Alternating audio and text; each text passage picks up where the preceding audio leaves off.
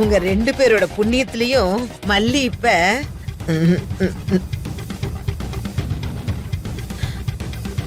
கர்ப்பமா இருக்கா.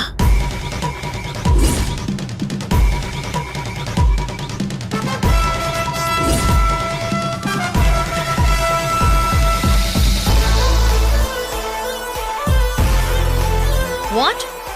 என்ன சொல்றீங்க? என்ன இது வாத்து கோழின்னுகிட்டு? அவ கர்ப்பமா இருக்கான்னு சொன்னேன். உன் காதுல விழுகல? கர்ப்பம் கர்ப்பம். காது கொடுத்து கேட்டேன் குவா குவா சத்தம், அந்த குவா குவா.